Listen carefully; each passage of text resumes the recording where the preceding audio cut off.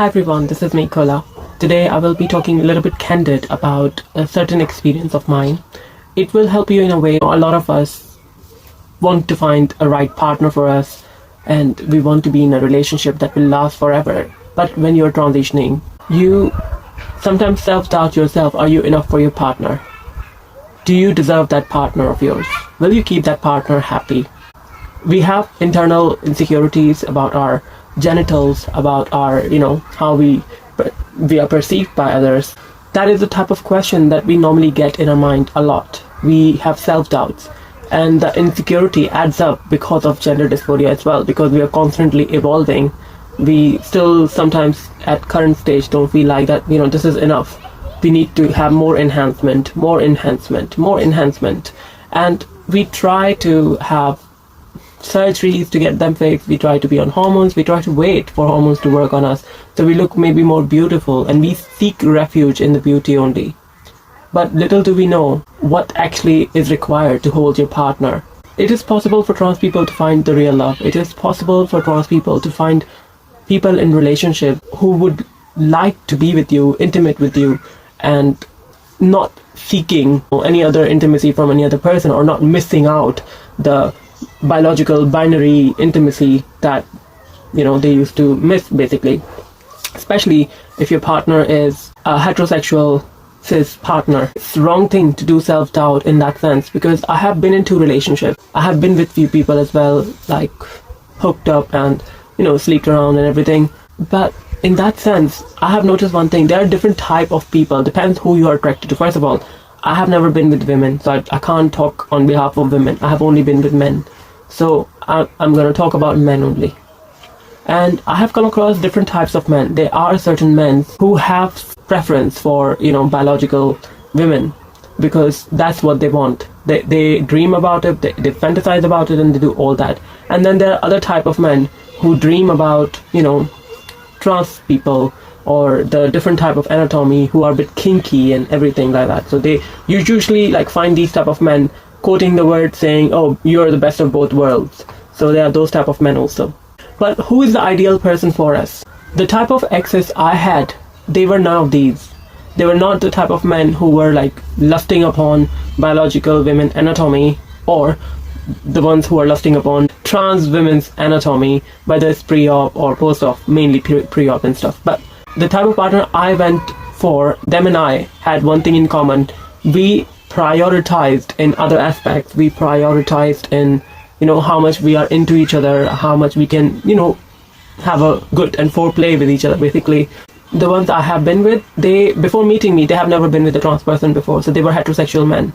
And after being with me, of course, initially it was a bit uncomfortable. I was uncomfortable as well, how would they react if they will touch me down there or somewhere, what is the off limit and stuff. So it took some time for them to get comfortable with my body, basically.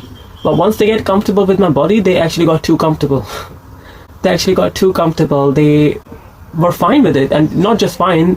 One of my partner was keep telling me that they don't miss anything in, I'm talking about biological anatomy. They don't miss that. They don't miss having intimacy with women, biological women. I did ask that person why, because I thought maybe they're just saying it to make me happy, but that wasn't the case. They truly, genuinely felt for it. They actually got so used to it that became their preference, my biological anatomy, basically. So it is possible that your partner can change, their sexual preferences can change, not for all people, but some people. But if you are prioritizing to seek love from a wrong person, to seek validation from a wrong person, that's a sad story, because you will not get that. Because there are certain men, no matter how good looking you will become, they might treat you slightly better, but they will always have the priority, which is someone that is not you, basically. Biological women or whatever they are after. Because no matter how much you enhance yourself, certain men, they will still maybe have intimacy with you, but their priority will always be the other thing. If you are seeking validation from those type of men, don't waste your time, and don't get disheartened when you find those type of men who you can't make happy, and think, oh well, you're not enough, and blame your biology for it, or blame your transition for it, or something like that. I think important thing to know is like there are different type of people in this world, and you just need to find that right person basically, because if you're relying on that one or two people that you have come across who are kind of wrong and they prioritize something different and you're not that, and you're thinking, oh, you're not valid enough because they don't fancy you. That's not right, because there will be plenty of people who will fancy you. And I'm not talking about that you have to restrict yourself for, chasers, the term chasers.